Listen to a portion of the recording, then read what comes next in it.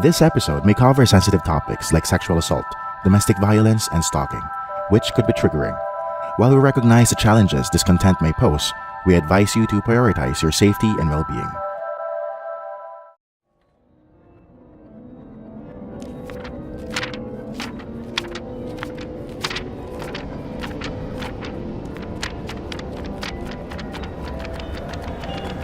The Book of Bad Ideas.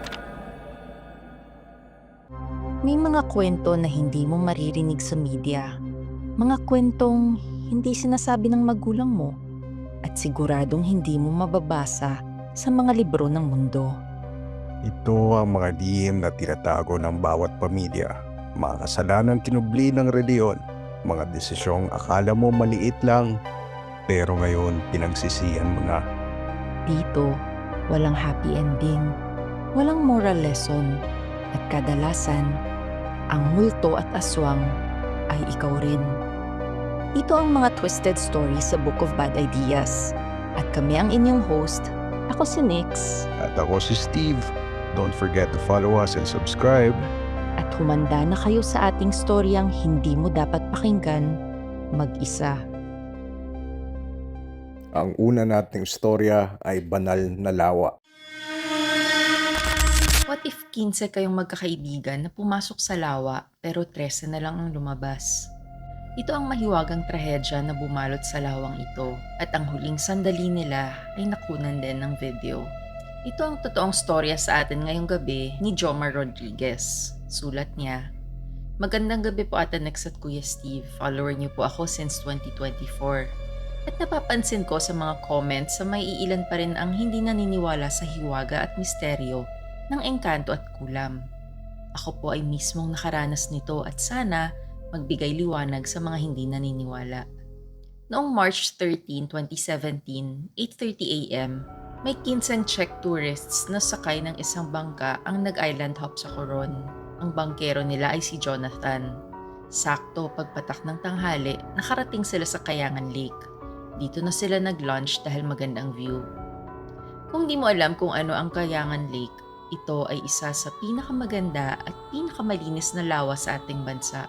At tinuturing din itong sagrado ng mga Palawan natives na kilalang mga Tagbanwa.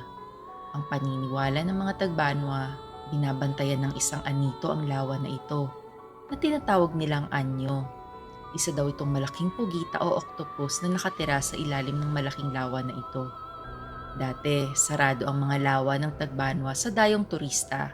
Ako nga pala si Nex ng Book of Bad Ideas. Kung mahilig ka sa twisted stories, follow ka na. Pero noong 2001, binuksan nila ang dalawa sa 70 na lawa sa Coron Island para sa mga turista. Pero may catch ito. Mahalagang gawin ng mga Tagbanwa ang ritual na tinatawag na uliwansag bago buksan ng lawa para sa publiko. Ito ay isang uri ng cleansing ritual at pagpapaalam. Ginagawa ito upang palamigin ang loob ng mga espiritu at linisan ang lugar mula sa anumang negatibong pangyayari o kamatayan. Ang pagsasagawa ng ritual ay pinapangunahan ng isang babaylan o isang elder ng mga Tagbanwa. Siya lamang ang pinaniniwalaang may kakayahang makipag-usap sa mga anito at nagbibigay din sila ng alay. Isang puting manok na ginigilitan at rice wine na tinatawag nilang tabad. Iniinom din ito ng mga babaylan at elders sa ritual. Nag-aalay din sila ng mga pagkain sa gilid ng lawa na puno ng limestones. Sa limestones daw kasi nakatira ang ibang anito at mga ninuno nila. Matapos isagawa ang ritual na uliwansag, pwede nang mag-swimming ang mga turista. Ngunit sa araw na ito, hindi ginawa ang ritual kaya pinagbawalan ni Jonathan ang mga Czech tourists na maligo sa lawa. Pero makulit ang mga turista at isa-isang nagsitalunan sa lawa. Hinayaan na lang din itong Jonathan kasi hindi rin siya talaga naniniwala sa ritual. Pero pagsapad ng 4:30 ng hapon, pagkabalik ng magbabarkada, dito na nila nalaman na dalawa sa kanila ang naglaho sa lawa. Ano kaya ang nangyari sa dalawang turista? Ang nawawalang turista ay si Jakub Brazda at Martin Shevchik. Halos isang oras din silang hinanap. Pati sa mga cliffs, hinalughog din sila. Baka raw kasi nag-hiking daw ang dalawa. Ngunit hindi talaga sila makita. Dito na tinawag ang local government at Philippine Coast Guard para tumulong sa paghahanap. Kasama na po ako sa tinawagan. 15 years na po akong lifeguard and diver sa Coron. Pagkarating ko, agad kong binatukan si Jonathan dahil hinayaan niyang maligo ang mga turista kahit wala ang ritual. Katoliko ako pero naniniwala ako sa ritual ng mga Tagbanwa. Matagal rin kaming nag-dive para hanapin ang dalawang turista. Mahirap ito dahil gabi na at malalim din ang lawa. Sabi ng iba naming kasamahan, ipagpabukas na lang dahil gabi na nga. Pero sabi ng Coast Guard, ituloy pa rin namin. Pagpatak ng 8:20 p.m., dito na ako natakot sa nakita ko. Malayo pa lang, nakikita ko na ang katawan nila. Dahil nga maputi sila. Halos magkatabi ang dalawa. Nakalutang silang patiwarik. Nasa itaas ang paa at nasa ibaba ang ulo. 72 feet ang lalim kung saan namin natagpuan ang mga puti. At ang parte na ito ng lawa ay hindi rin namin pinapahintulutan sa mga swimmers. Paano sila napunta rito? Agad naming dinala ang katawan nila sa bangka. Pagkabalik namin, nagagalit ang mga kaibigan ng mga Czech nationals. Meron daw kasing GoPro camera na dala ang mga binata. Maaaring magbigay linaw daw ito kung papaano sila namatay. Pero tumanggi na kami dahil pagod na at gabi na rin. Sabi ko na lang, babalikan namin kinabukasan. Kinabukasan, bago pa uli mag-dive, kinonfirm na ng mga authorities na walang hiwaga sa pagkamatay ng dalawang turista. Nag-free diving lang daw ang dalawa at hindi naka-proper fins. Wala din daw lookout. Yak, naubusan sila ng hininga dahil sa lalim. Hindi rin daw nag-away ang dalawa tulad ng sinasabi ng barkada nito. There were no signs of a struggle or external injury. Their bodies were found in a state of passive descent or shallow water blackout. Ito ang pagkawala ng malay ng isang diver dahil sa oxygen deprivation. Gayunpaman, nagpatuloy pa rin kami sa pag-recover ng GoPro camera para makita ang video. Matapos ang ilang oras, nakita rin namin ito. At sabay-sabay naming pinanood kasama ang mga otoridad at Czech nationals. Kita sa video na masaya pa ang dalawang binata habang nag-free diving sa lawa. Hawak ni Martin ang GoPro at siya ang kumukuha ng video. Pero sa huling parte ng video, makikita na sobrang lalim ng pinasok ni Jacob. Sunundan naman siya ni Martin at maya-maya pa, hindi na makita ni Martin si Jacob. At nang makita ito ni Martin, hindi na gumagalaw si Jacob. Chinek pa ni Martin si Jacob pero wala na talaga ito. Nagpanik naman si Martin at agad na lumangoy pa itaas. Makikita mong nagsishake na ang camera. Tiyak na nauubusan na ito ng oxygen. Hanggang sa di na ito gumagalaw at unti-unti nang bumabagsak patungo sa ilalim ng lawa.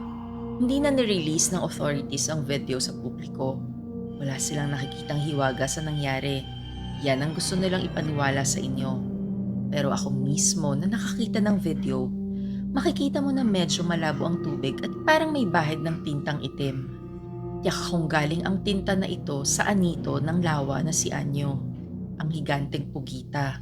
Gayunpaman, matapos ang insidente, nagkaroon ng additional safety measures sa lawa. Lahat ay naka-life jacket na bago mag-swimming at maraming parte ng lawa ang bawal lang yan.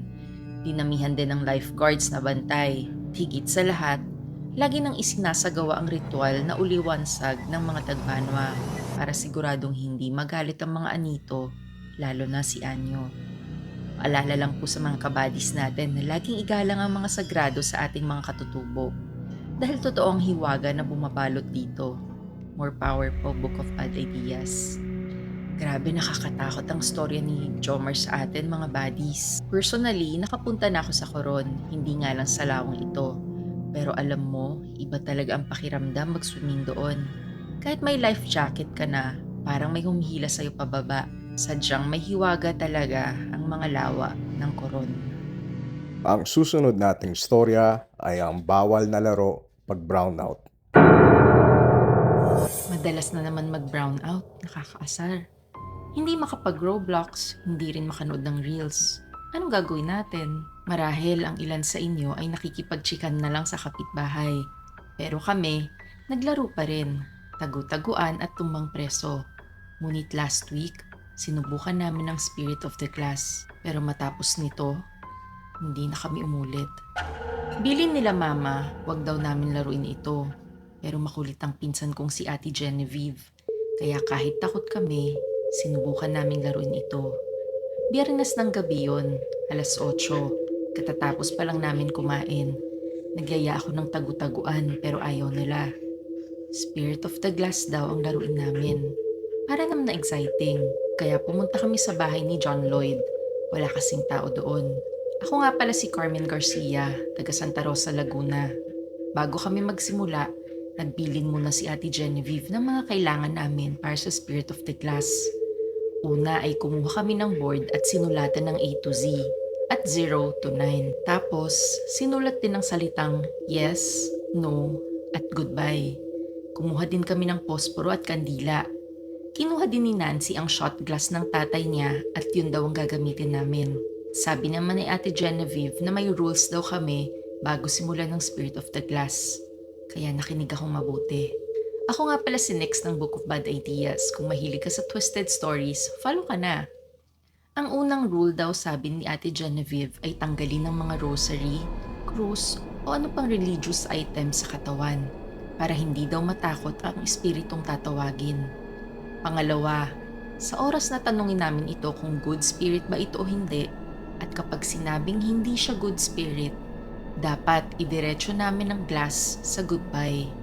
Pangatlo, pag ang glass daw ay biglang umikot sa hugis na parang number 8, bad omen din daw yon, kaya idiretso rin sa goodbye. Pang-apat, pag nagsimula din daw na mag-countdown ang tutok ng glass, for example, 9, 8, 7, 6, or Z, Y, X, bad omen din daw yon. Baka bad spirit ito. Kaya idiretsong i-break ang connection at ilagay sa goodbye. At ang panghuli, si Ate Genevieve lang daw ang pwede magsalita para hindi ma-confuse ang spirit. Huwag daw kaming magsasalita. Grabe, ang dami palang dapat tandaan. Mas lalo tuloy akong natakot. Mamaya kasi, baka mangyari ang mga bagay na ito. Matapos magbigay ng instruction ni ate, sinimulan na namin ang laro. 4 kaming magpipinsan. Ako, si Nancy, John Lloyd at Ate Genevieve.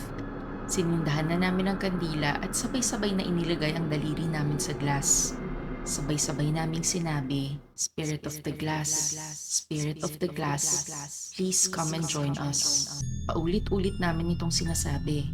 Kinakabahan ako hanggang biglang may malakas na hangin na dumaan sa bahay. Nagsimula nang gumalaw ng mag-isa ang glass. Sabi ni Ate Genevieve, "Shh!" Siya na daw ang magsasalita. Tanong nito, good spirit ka ba o hindi? Kusang gumalaw ang glass at tumutok ito sa yes sa board. Tanong uli ni ate, kamag-anak ka ba namin? Sumagot uli ito ng yes. Tanong ni ate, ikaw ba si Lolo Tomasito? Sagot nito, yes. Bigla namang sumingit si John Lloyd. Sabi nito, peke ka yata eh.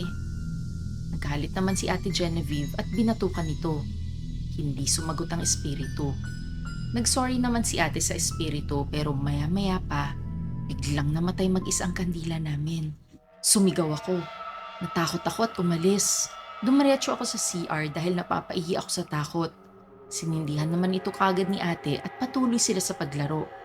Paglabas ko sa CR, bumalik ako sa sala para mag-join ulit. Pero lahat sila ay tumingin sa akin. Nakatulala silang lahat sa akin. Walang nagsasalita. Hanggang sa sinabi ni Ate Genevieve, kung umalis ka, Carmen, sino tong nandito at kasama namin? Tumingin sila sa mga kamay nila na nasa baso. 4 ang kamay. Kung wala ako, kaninong kamay ang nandoon? Agad nilang nilipat ang baso sa goodbye at nagsitakbuhan. Nabasag pa nga ang baso dahil sa panic nila. Yan ang first and last experience namin sa paglalaro ng Spirit of the Glass. Kahit brown out, doon na lang tayo sa safe na laro. Dahil hanggang ngayon, natatakot pa rin ako pag naisip ko kung sino ba talaga ang kasama nila nung nawala ako. Ang susunod nating storya ay delivery sa lumang kumbento. What if ang nakatiran mo ng pagkain ay para sa multo pala? Anong gagawin mo? Ito ang malagim na kwento ni Cyrus Cruz sa atin ngayong gabi, mga baddies. Sulat niya, Hello po Ate Nex at Kuya Steve. Alam kong maraming nag-share na ng storya nila. Tulad ng mga nakakatakot na experiences tungkol sa delivery. Merong sa sementeryo, merong umaangkas. Pero sobrang nakakatakot at kakaiba ang na-experience ko sa pag-deliver sa isang kumbento dyan sa may Our Lady of Mount Carmel Chapel nung nakaraang buwan. Ako nga pala si Cyrus Cruz, isang delivery rider. Tubong Bulacan pero dito na nagtatrabaho sa Maynila. 5 taon na akong nagde-deliver. Kaya sanay na ako sa mga kakaibang experiences tuwing gabi. Actually, hindi po ako naniniwala sa mga multo until nangyari sa akin ito.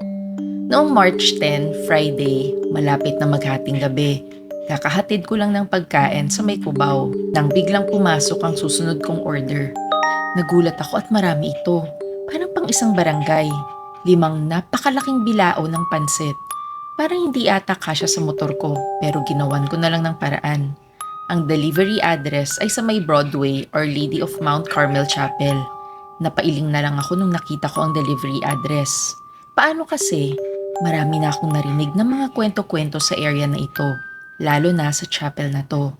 Kahit hindi ako naniniwala sa multo, aaminin kong kinabahan ako. Gayunpaman, tinuloy ko ang delivery at binagtas ang daan. Madilim at wala na masyadong sasakyan. Halos mag-isa lang akong bumabiyahe sa kalsadang ito. Matapos ang ilang minuto, nakarating din ako sa may chapel. Pero ang sabi sa delivery address, isang kumbento daw ang bagsakan. Madilim at halos wala akong makita. Paano ko kaya hanapin ang kumbentong ito? Maya-maya pa'y may nakita kong madre sa dilim. Sorry, pero nung nakita ko sila, natakot ako sa itsura nila. Gayunpaman, sinundan ko pa rin sila at nakita ko rin ang kumbento. Sabi sa app, ang contact person ay si Sister Jane Asuncion. Tinanong ko ang mga madreng sinundan ko pero hindi nila kilala ang taong hinahanap ko. Ay, ang hirap. Mabigat pa naman ang mga daladala ko. Gusto ko sanang pumasok ng kumbento para magtanong pero bawal daw ako sa loob. Mag-isa lang ako sa labas ng kumbento at madilim. Maya-maya pa, may kumalabit sa balikat ko. Nagulat ako at pagtingin ko sa likod ay may matandang madre. Tinanong ko siya kung siya ba si Sister Jane, pero hindi raw. Siya daw si Sister Sebastiana Salcedo. Siya na daw ang bahala sa pagkain. Pinapasok niya ako sa kumbento at nilapag ko ang mga bilao ng pansit sa mesa nila. Paglabas, inabutan ako ni Sister Sebastiana ng pera at barya. Kahit madilim, chinek ko pa rin ang pera. Teka, hindi tama ang binayad nila. Parang dollars ang mga perang papel. Pati na yung mga barya. Hindi pa ako nakakakita ng ganito.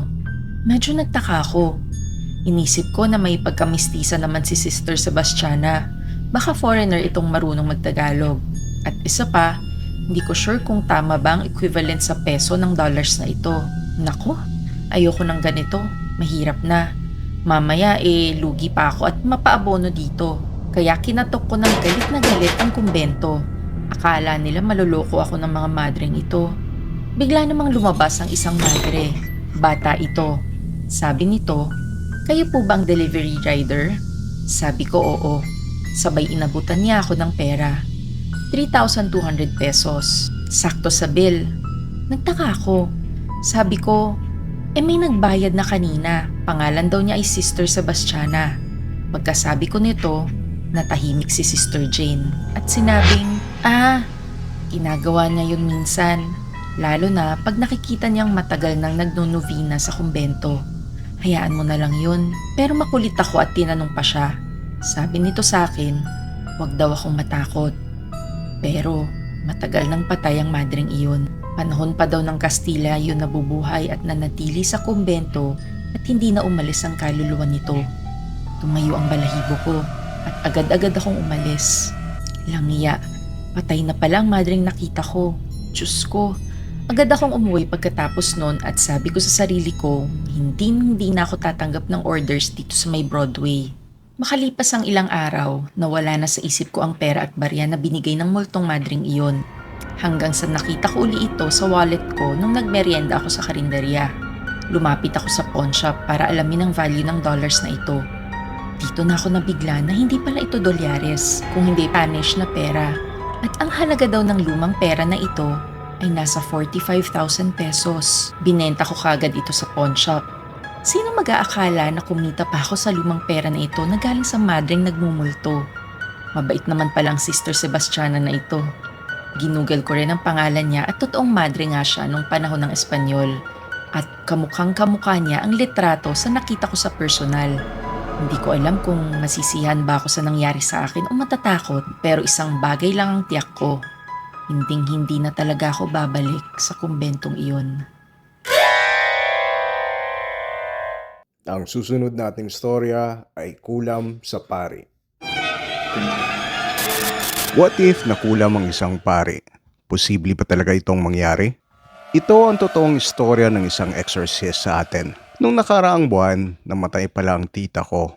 Binisita naman ako ni Father Remus Baldonasa sa Lamay. Kung hindi mo kilala si Father Remus Baldonasa, isa siya sa pinakatanyag na exorcist sa ating bansa.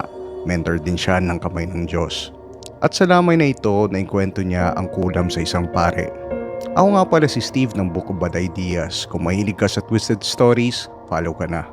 Kwento ni Father sa akin doon sa lamay. Kaagaling lang daw niya mula sa US. Meron kasi siyang conference ng International Association of Exorcists. At doon niya nakilala si Father Daniel Lurie Hill. Pastor siya ng St. Catherine of Siena Church in Columbia, Tennessee. At top exorcist sa US. Nag-training daw siya ng 1 linggo kasama ito. At kwento sa kanya, last year daw, muntikan na siyang mamatay dahil sa isang kulam.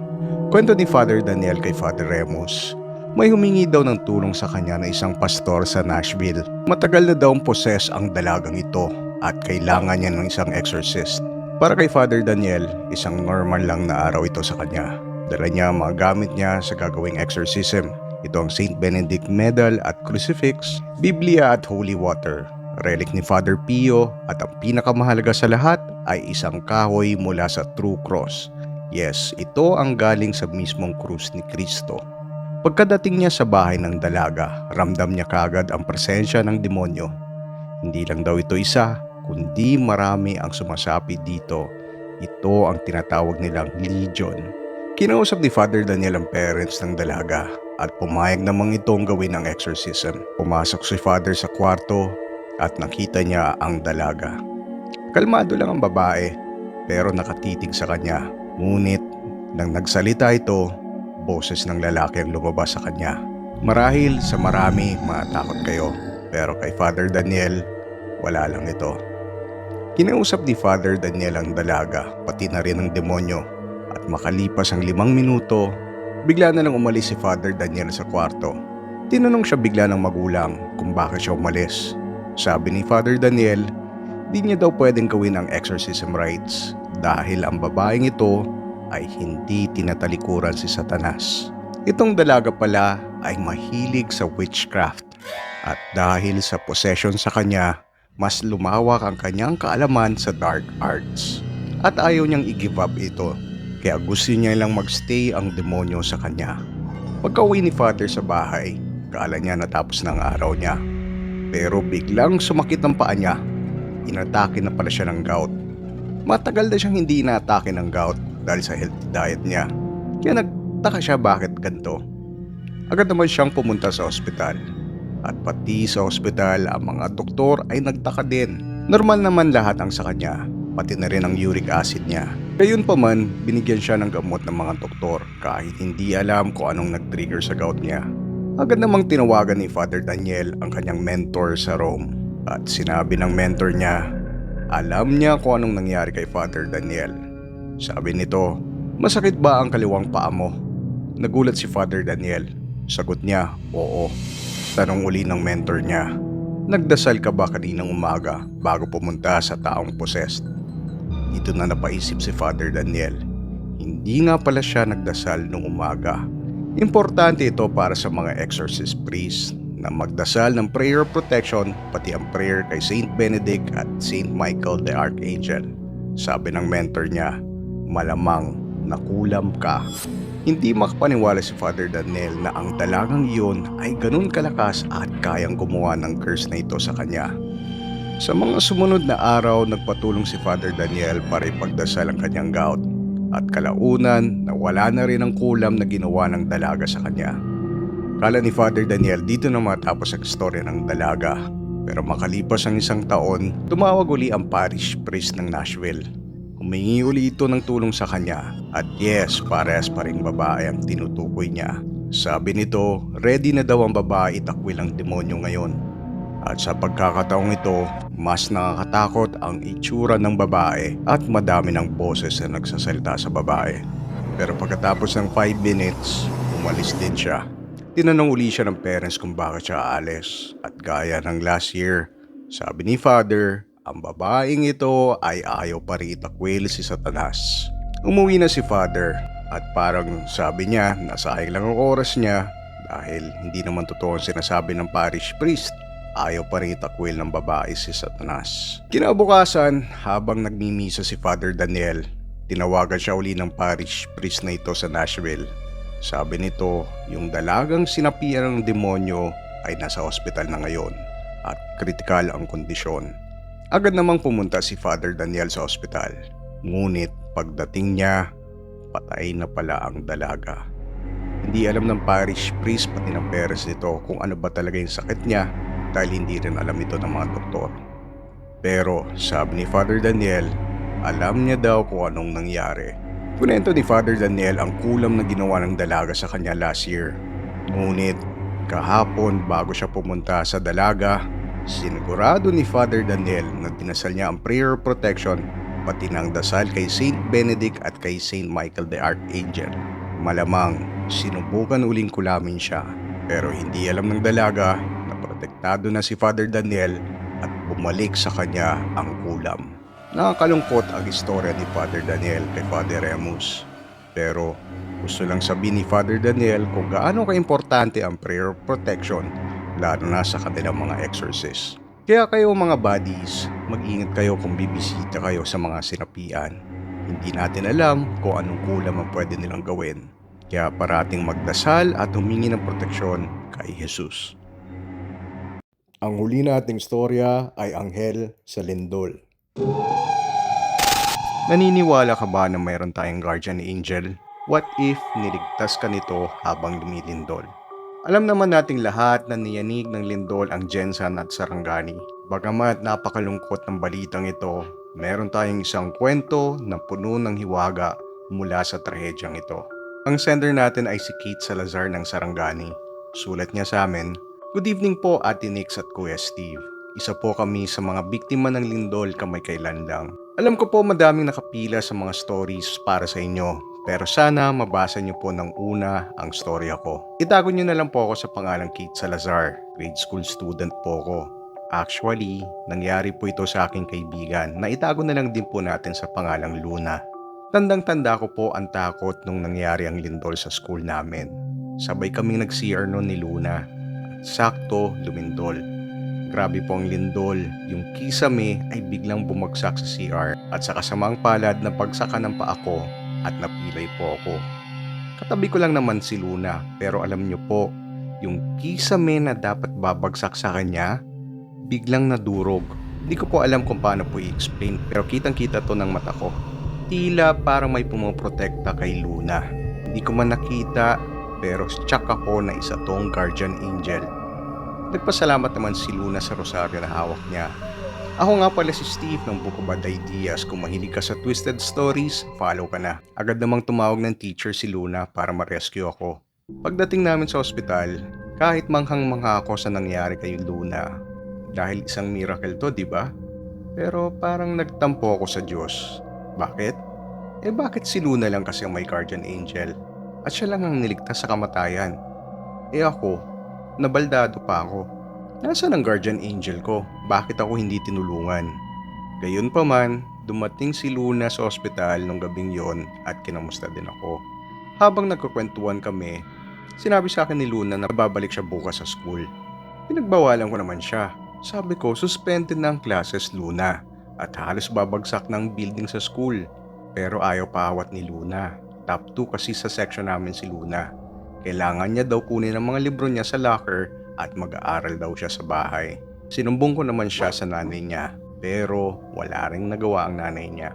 Kaya yun, pumasok din si Luna ng Martes ng umaga. At ang huling message niya sa messenger ko, bandang 7:00 to ng umaga, Pagaling ka bes, mamaya dadalawin kita. Ngunit hindi ko alam na ito na palang huling PM niya sa akin. Dahil pagkabalik ni Luna sa school, nag-collapse ang building at nalibing siya ng buhay sa school namin. Halos isang araw din bago nakuha ng rescuers ang kanyang labi. Sana po magsilbing aral po ang aking kwento, Ate Nix at Kuya Steve. Kahit kaibigan ko po si Luna, dapat tama po ang mga priorities natin sa buhay. Huwag po tayong bida-bida masyado. Kahit madami tayong gagawin, safety comes first, lalo na sa emergency. Dahil hindi sa lahat ng pagkakataon ay may guardian angel tayo na liligtas sa atin. The Pod Network Entertainment. This podcast may be based on true events with names, characters, and incidents that are either products of the creator's imagination or used fictitiously. Any similarity to real individuals or events is coincidental.